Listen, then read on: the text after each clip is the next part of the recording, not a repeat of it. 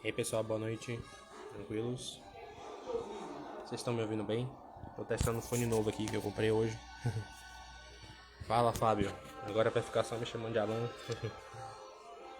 Sejam bem-vindos aqui, mais uma live das nossas aulas de dia de sábado. Vocês estão me ouvindo bem, gente? Preciso do feedback aqui porque eu tô com um fone novo, então eu preciso saber mais ou menos como é que tá isso aí.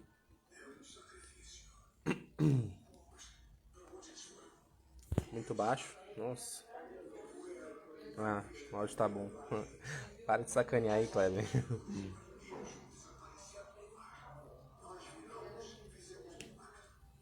Estão conseguindo me ouvir bem? Eu preciso ficar assim. Preciso ficar assim, colado. Acho que tá bom, né? Então é isso, pessoal. Mais uma vez aqui. Bem-vindo. Eu falei na última live que a gente ia falar desse tema. Sobre tradição, magistério. Vocês vão ouvir umas criancinhas gritando aqui, mas são os meus sobrinhos. Mas... Então, em frente aqui, a gente vai estar falando um pouco aqui sobre... Precisa ficar na lapela, né? Beleza. Pera aí, deixa eu só fazer o seguinte aqui. Já sei. Pera aí, deixa eu só ajeitar isso aqui. Já sei o que eu vou fazer aqui. Fazer o famoso armengue aqui. Tá? Acho que aqui... Deixa eu só dar uma dobrada a mais aqui no microfone. Pra ele ficar bem perto de mim e conseguir ouvir. Acho que aqui vai. Se eu dobrar aqui assim, vai. Boa noite, Bruno. Boa noite, pessoal. Sejam bem-vindos aqui. Tá? Acho que agora fica melhor. Pronto. Acho que agora ficou melhor. Então vamos lá, pessoal. Na última live eu falei a respeito do tema que a gente iria estar falando, tá? A gente ia falar hoje sobre tradição apostólica. Tem uma diferença, tá? Uma coisa é tradição apostólica, outra coisa é Sagrada Escritura e Sagrada Tradição. Vocês vão entender a diferença entre essas duas coisas. Mas a tradição, quando a gente fala de tradição apostólica, a gente fala de duas coisas, tá? A gente fala de Sagrada Escritura e a gente fala de tradição oral. Eu vou explicar um pouco mais sobre o que é isso. E junto a isso aí existe uma coisa chamada magistério. Hoje em dia, como eu falei lá no Carrossel, muita gente tem essa necessidade de muitos católicos por uma questão apologética que querem responder um professor, querem responder sei lá, um primo, sei lá, algum familiar, algum amigo. Então eles têm a ânsia de se basear tudo nas escrituras. Ah, onde eu acho tal coisa nas escrituras? Onde está o purgatório nas escrituras? Onde está tal coisa nas escrituras? Essas coisas estão fora das escrituras? Não, mas... Cara, se você pauta todo o seu movimento inicial da fé baseado única e exclusivamente em achar nas escrituras todo o respaldo ali, ignorando o magistério, ignorando a tradição, você vai virar um protestante que comunga todo domingo, tá? Então o que você precisa entender é o seguinte: quando um protestante vem ele falar, olha, não, porque você tem que achar nas escrituras, você fala para ele onde é que ele está nas escrituras, porque nem a própria escritura diz que ela por si só é suficiente, tá? Ela por si só basta, né? Ou seja, que ela é a única fonte de autoridade. Pelo contrário, ela está o tempo todo remetendo a uma outra autoridade chamada igreja, certo?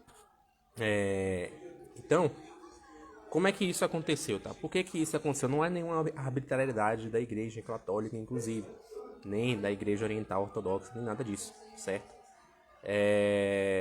Mas é o seguinte, a gente precisa entender uma linearidade histórica do que aconteceu com aquilo que nós estávamos falando nas últimas aulas a respeito da revelação, tá? Então, Deus revelou e falou com os homens por meio do seu verbo Cristo, tá? Só que acontece o seguinte, essa revelação, ela não foi feita para ficar jogada no canto. Ela foi feita para ser transmitida a todos os homens de todas as épocas. E como é que você vai transmitir isso de todos os homens a todas as épocas? Simples. O próprio Cristo deixou a pista que foram seus 12 apóstolos. Então ele selecionou 12 pessoas, tá? Que estariam ali responsáveis, tá bom? responsáveis por acumular aquele conhecimento passado e através desse acúmulo, tá, conseguiria transmitir isso ao longo de todas as épocas. Isso que eu estou falando aqui, ou seja, veja só esse ato de receber algo do Cristo, preservar e transmitir, isso é tradição apostólica, tá? Eu não diferenciei ainda tradição oral de tradição escrita. As duas coisas são tradição apostólica. Então você tem tradição oral e tradição escrita, mas as duas estão dentro de uma coisa chamada tradição apostólica. Então, recapitulando, o que é a tradição apostólica? Tradição apostólica é o conhecimento que o Cristo passou para os apóstolos e esses apóstolos preservaram e levaram para os outros, os seus sucessores. Isso é tradição apostólica, independentemente de como essa tradição vai ser transmitida. Se vai ser transmitida via oral, escrita, enfim, tá? Então, inicialmente, a gente tem essa noção de que, olha, o evangelho, ou seja, o que é o evangelho? É a boa nova, tá? Quando João Batista é preso, e João Batista sendo preso, os discípulos dele vão até ele, até o Cristo, amando de Jesus, falando assim, como é que eu sei que esse cara aí é o Cristo, né? Jesus fala, diga a João que os cegos enxergam, os surdos ouvem, né? Milagres são feitos em nome do Senhor, né? O evangelho do reino é anunciado, ou seja, ele dá uma notícia boa, ele dá uma nova notícia a respeito do reino de Deus. Isso é o evangelho, tá? Ou seja, não é que é uma nova notícia no sentido de uma mera novidade cotidiana, não. Boa noite, meu caro Barradas, seja bem-vindo aqui a essa live. Vi também o Lucas Mariais aqui também, seja bem-vindo. Então, prosseguindo, não é que há uma novidade no mero sentido de curiosidade humana, tá? Há o seguinte, há uma transmissão de algo que, ligado com o Antigo Testamento, está atualizando aquela mensagem, né? Então, os profetas do Antigo Testamento deixaram uma série de sinais de que iriam acontecer quando o Cristo viesse. Esses sinais, por sua vez, representam por si mesmos, eles são indicativos, tá, do anúncio do Evangelho. E esse Evangelho, como eu falei, é a nova mensagem que o Cristo, que Deus deixou para os homens de forma plena, já que ele já havia feito isso de outras formas, por outros meios, e não havia tido sucesso. A gente falou isso na penúltima live sobre doutrina católica que a gente está abarcando aqui, certo? E o que aconteceu? Essa transmissão desse evangelho ocorreu por duas vias. A primeira via é a via que todo mundo conhece, que é a escrita, é a Bíblia, as Escrituras, ou seja, são aqueles 27 livros do Novo Testamento. A segunda via é a via oral. E aí muita gente vai falar, Yuri, onde é que eu acho escrito sobre essa via oral? Bom, em lugar nenhum. Sendo sincero, quase lugar nenhum, tá? Você pode achar documentos históricos se você estudar a Igreja da Antiguidade, pegar os bons livros de história, mas é uma tradição oral, ou seja, é passado de boca a boca. Então, veja só que coisa magnífica que é a nossa fé, que é a nossa igreja. A gente tem algo que foi passado boca a boca e não foi deturpado. Acho que todo mundo aqui já fez aquela experiência do telefone sem fio. Talvez quem seja das gerações mais novas não tenha feito isso. Mas das gerações mais antigas tenha feito a experiência do telefone sem fio. O que era o telefone sem fio? Era uma brincadeirinha que se fazia na escola. E a criança, a professora falava para a primeira criança da primeira fila, falava assim, olha, vou contar um segredo para fulano vai passar por detrás e vai passando por todos até chegar lá, tá? E aí a professora falava para o menino uma coisa, o menino ia falando outra, papapá. Quando chegava no último menino, revelava o que tinha sido dito. E 99,9% das vezes, o que uma última pessoa da sala tinha dito não tinha absolutamente nada a ver com o que a professora falou. Então, o ser humano ele tem essa tendência de, quando se passa várias informações em uma linha sucessiva na história, de acabar modificando a mensagem, o sentido original da mensagem, tá? E, no entanto, a gente tem vivo dentro da nossa igreja uma tradição oral que se mantém intacta desde os primeiros séculos. Ou seja, o homem não conseguiu alterar esse tipo de mensagem, aquilo que o Cristo falou. E por que é importante a gente perceber isso, gente, tá? Porque o próprio Evangelho diz isso. São João, no final do seu Evangelho, diz muitas coisas que o Cristo fez que não poderiam ser ditas, não poderiam ser escritas, e se fossem, não teriam livros suficientes para conter. Isso quer dizer o seguinte, existem ensinamentos que foram confiados aos apóstolos de forma oral. E como é que a gente autentica isso? Simples, pelo fato de termos uma linha magisterial, tá? Então, o que acontece? Os apóstolos, assim como eles sabiam e tinham plena consciência de que eles foram enviados pelo próprio Cristo, tá? Os apóstolos também fizeram isso com os sucessores.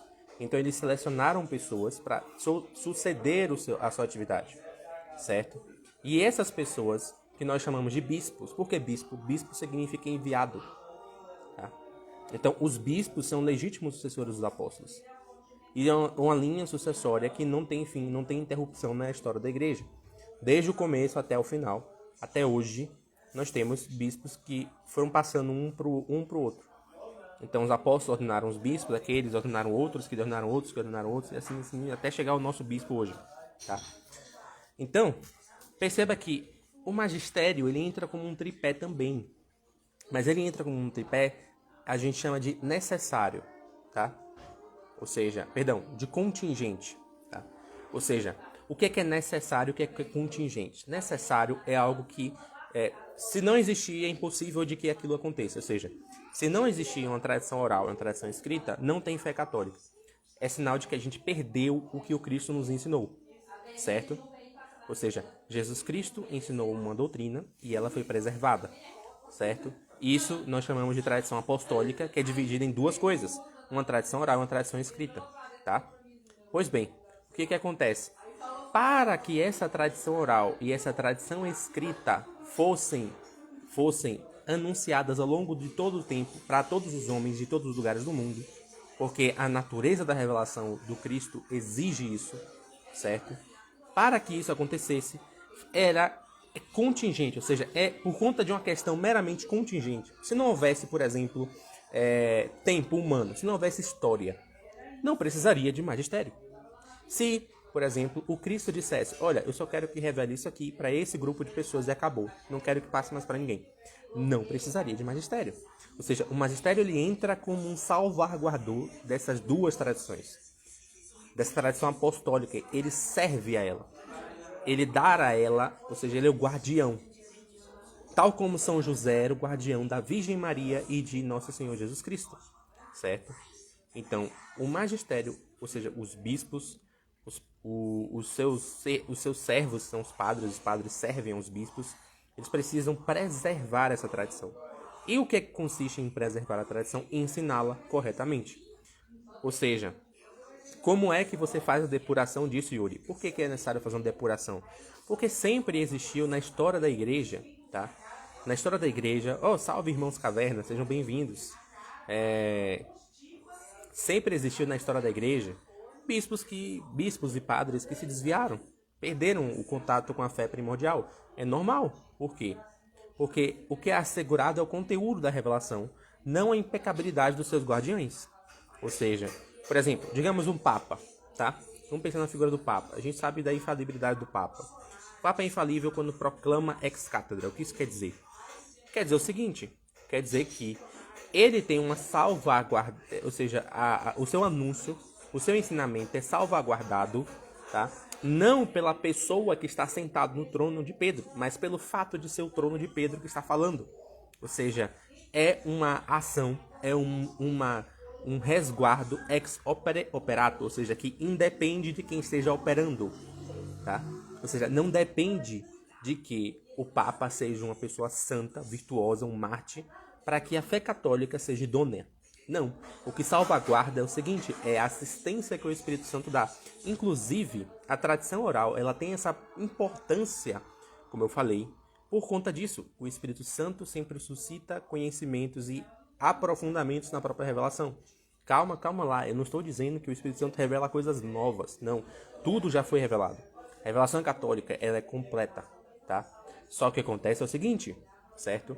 Nem sempre a nossa capacidade de compreender o conteúdo é assertiva. E aí vem, por exemplo, aquilo que a gente vai falar bem mais pra frente, do dom do entendimento. O que é o dom do entendimento do Espírito Santo? É a capacidade de você compreender as realidades sobrenaturais com a inteligência que não é meramente natural. Ou seja, eu posso entender a revelação, posso ler os evangelhos, posso ler o catecismo e fazer quase o que eu estou fazendo com vocês aqui agora, explicando basicamente o que eu entendi, tá?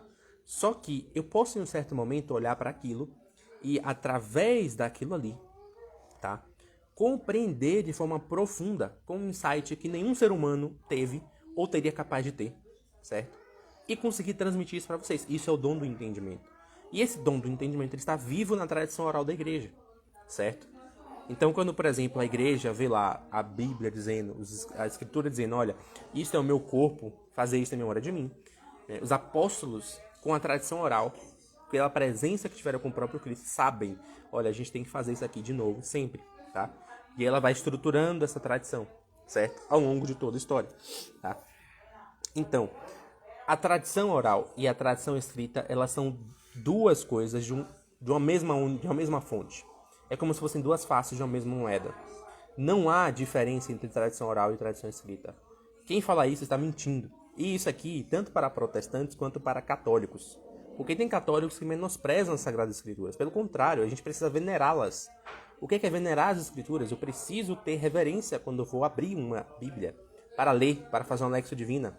Tá? Ou até mesmo na igreja, quando eu estou lá diante do ambão e vou fazer uma leitura, eu preciso fazer a genuflexão, porque ali está a palavra do próprio Cristo. Tá? Ali é algo sagrado também. A gente perdeu essa noção, claro, por conta da banalização que os protestantes fizeram. Agora, isso não nos exime de nós darmos o devido respeito. E isso é um testemunho, é um exemplo que nós precisamos ter. Tá? Por quê? Porque está ligado com a Sagrada Tradição. Então, quando a gente vê uma liturgia, tá? Quando a gente vê as partes fixas da liturgia, quais são as partes fixas da liturgia? A bênção inicial, né? A consagração das espécies, né? A repetição das palavras do Cristo na última ceia, né? A bênção final. Tudo isso são as partes fixas. Toda liturgia, em qualquer rito, vai ter essas partes. São 7 partes. Eu não me lembro agora todas de cor, mas no livro do Fulton Sheen ele comenta as 7 partes, lá no o Calvário e a Missa, né? Então, o que acontece? Essas 7 partes da missa compõem a tradição oral. É algo que, como eu falei, falando da brincadeira do telefone sem fio, ou seja, telefone sem fio, geralmente a pessoa chega no final, lá na ponta, o negócio já mudou totalmente, entendeu? Só que o que assegura que a tradição oral é divina e é segurada pelo Espírito Santo é o fato de que ela está inalterável em 2000 anos. E aqui nós precisamos fazer um comentário, tá? Entre tradição com T maiúsculo e tradição com T minúsculo. Existem tradições com T minúsculos. Vamos dar um exemplo. Aliás, eu vou provocar vocês aqui agora. Vocês acham que o colégio cardinalício, ou seja, os cardeais, eles fazem parte da grande tradição da igreja ou eles são uma tradição com T minúsculo? Pode ser alterado quando quiser. Me fala aí, o que é que vocês acham disso aí? Pode falar. Pode chutar aí.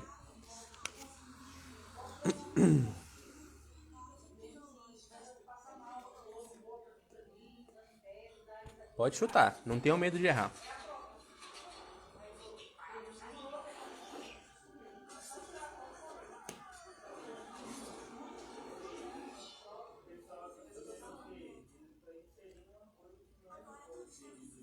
Irmãos Caverna aqui, macaco velho, já tá falando, ó, minusculíssimo.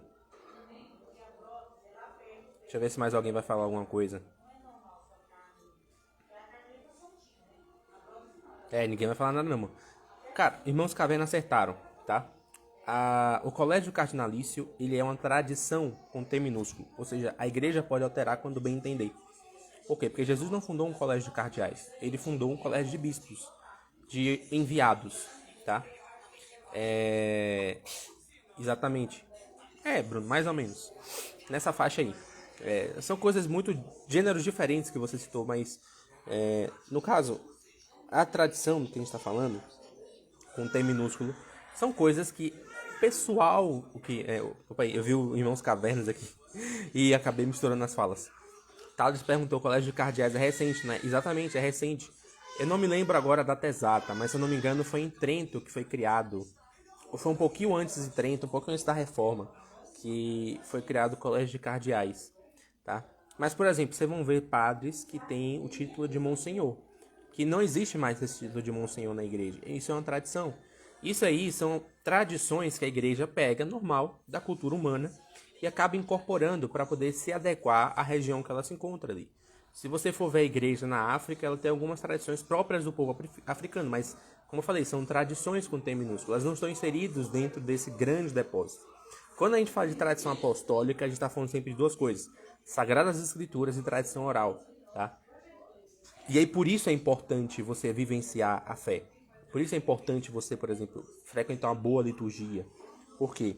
Porque parte, certo? Parte da tradição oral está dentro disso aí. Está dentro da liturgia bem vivida. Está dentro dos mosteiros da vida religiosa. Está dentro também dos santuários, né? Ou seja, são coisas, são costumes, tá?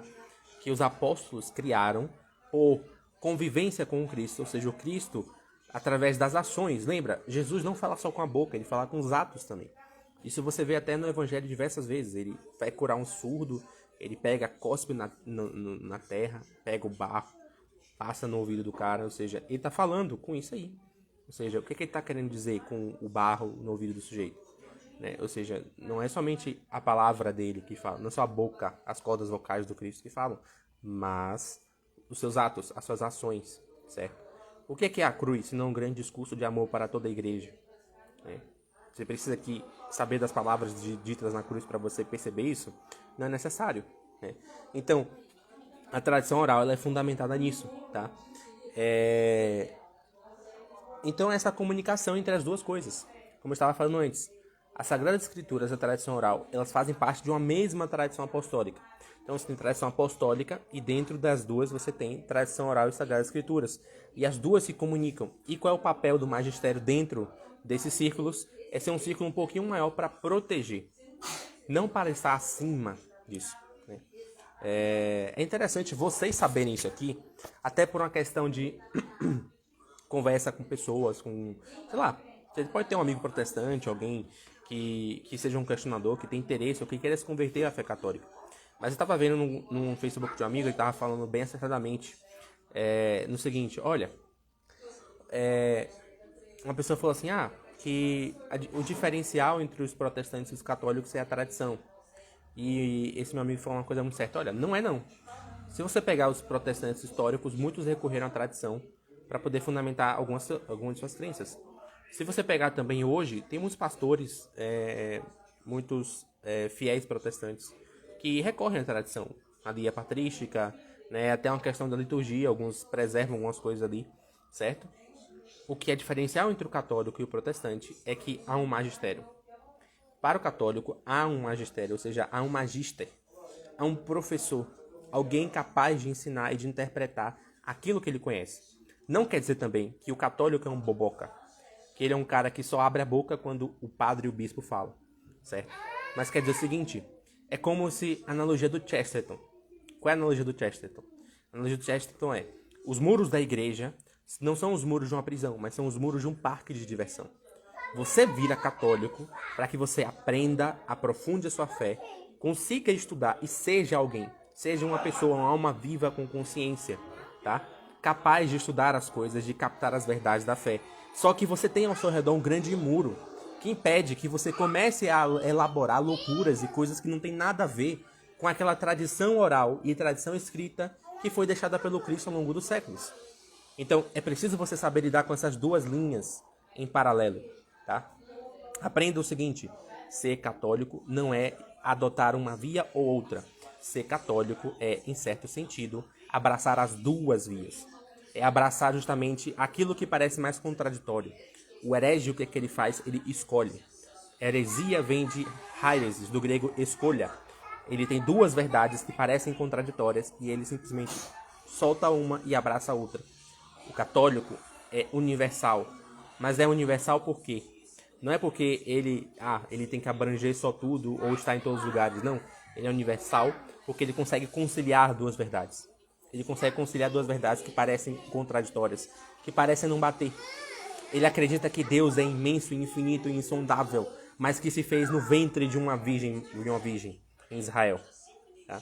Ele acredita que Deus é o Deus da vida, mas que morreu na cruz por ele. Percebe? São coisas contraditórias, mas que a gente sabe que essas duas coisas são verdades, mesmo que não pareçam, porque a gente tem um magistério que protege a nossa a revelação do quê? Da nossa inteligência desvairada. E aí, quando você consegue assimilar, tá? Ou seja, cara, você é iniciante, qual é o conselho que eu te dou? Estude a sua fé normal, entendeu? Se não consegue pegar um catecismo desse aqui, ou no São Pio X para estudar, pega A Fé Explicada do Léo XIII, pega A Fé da Igreja, acho que é do Rui Marim. Pega esses livros, são mais simples, mas que dão uma profundidade muito boa para você entender aquilo ali, tá? E estude mesmo, aprenda de qual está chateado. Depois que você fizer isso, você vai ter a grande liberdade de você poder ler, estudar no que você quiser da igreja e se aprofundar sem ter medo de cometer erros. E, sem cometer erros, você sabe onde buscar para poder se corrigir. Isso é maravilhoso, porque isso é uma prisão que liberta. Isso é uma prisão que, em certo sentido, lhe dá alguma liberdade, tal como a prisão que as freiras vivem no convento. Elas se fecham num claustro e, ao se fechar no claustro, elas conseguem adquirir uma liberdade de espírito maior do que nós todos que estamos aqui fora, tá? Então, eu acho que por hoje a gente falou de tudo que a gente queria falar hoje, tá? Eu não vou passar mais aqui, pelo simples fato de que os próximos trechos a gente vai falar de dogma da fé e sensus fidei. Esse sensus fidei, a gente vai entender um pouco o que é a fé, o que é a virtude da fé e o que consiste, na verdade, em crer. Né? E qual é a relação disso com os dogmas que a igreja proclama e ela tem a nos ensinar ao longo de, sei lá, muitos anos, e enfim. Se alguém tiver uma dúvida, qualquer tipo de dúvida, eu abro o espaço aqui agora para vocês tirarem suas dúvidas e a gente poder conversar e eu poder explicar qualquer assunto que não ficou tão claro aqui nessa live. Mas eu acredito que eu tenha conseguido resumir bem para vocês o que é o magistério, o que é as Sagradas Escrituras, o que é a tradição e a relação entre os três, né?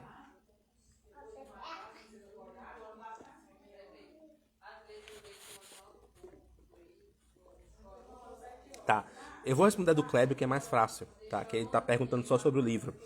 Clébio, A Fé Explicada, exatamente. Do padre Léo XIII, 13 com S.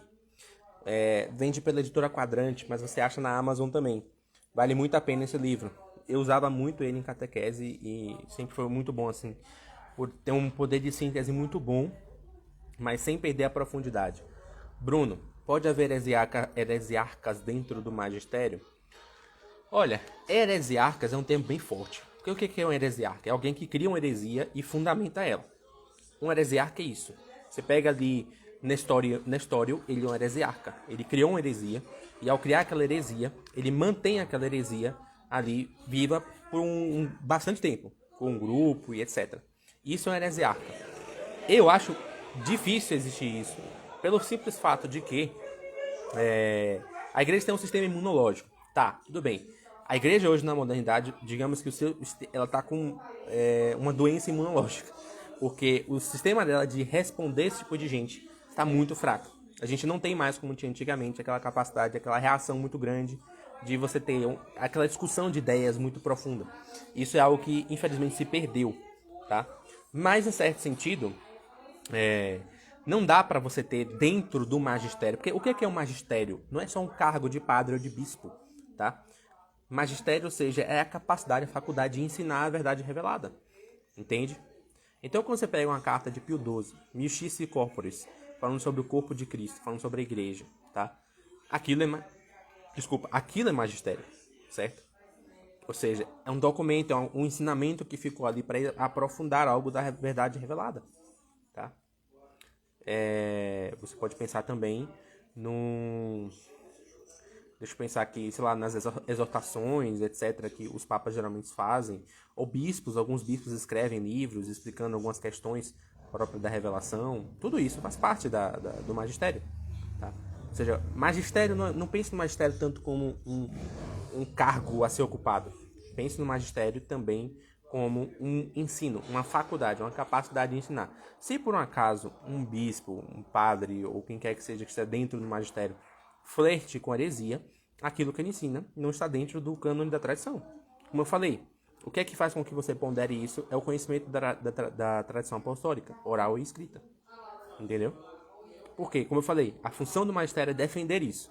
Se você pega e começa a atacar, né? Você deixou de ter magistério, né? Em certo sentido.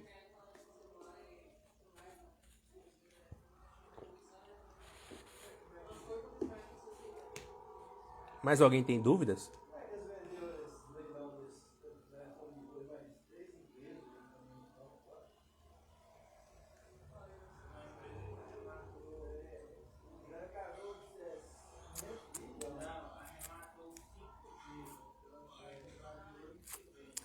Ninguém tem dúvida, então eu vou aproveitar para encerrar a live. Antes de encerrar a live, fazer um aviso, tá?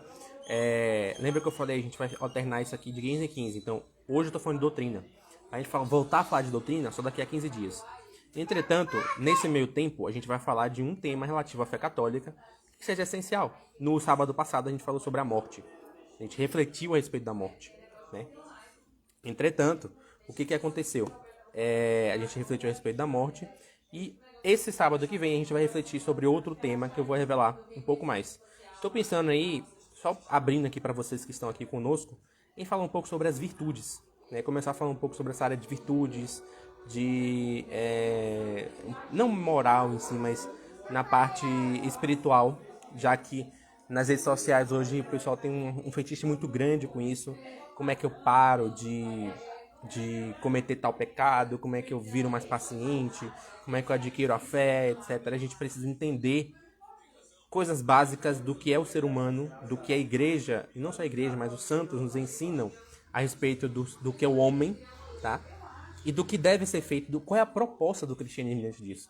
É só eu adquirir virtudes? É só eu virar paciente, um cara legal? É só eu virar, sei lá, alguém que possa melhorar pessoalmente? Qual é o posicionamento das virtudes dentro do quadro geral ali da mística católica? Na área de oração, de piedade, de religião, etc. Tá? Então acho que eu vou começar a fazer uma série dessas lives aí, começando sábado que vem. E depois desse sábado que vem, 15 dias depois, a gente vai para a segunda live sobre virtudes. E a gente vai alternando, tá? Vocês vão saber um pouco mais os temas que estão sendo preparados, tá? Eu vou fazendo sempre esse joguinho de soltar os carrosséis ali no feed, falar nos stories, etc, tá? Thales, com certeza eu vou falar sobre o ato de fé. Isso está inseridíssimo dentro desse conteúdo que eu vou fazer, tá? É isso. Muito obrigado aí, pessoal. Eu vi o senhor Caverna elogiando muito bom aqui, o Lucas também. Agradeço aqui o elogio de todos vocês. O Kleber citou o Padre Fal, sim, é uma ótima fonte para isso. Mas agradeço novamente o elogio de vocês, a paciência que está na live. A gente conseguiu conversar bastante, tá? E até semana que vem, mais um tema. E aí eu vou revelando aqui no feed para vocês, beleza?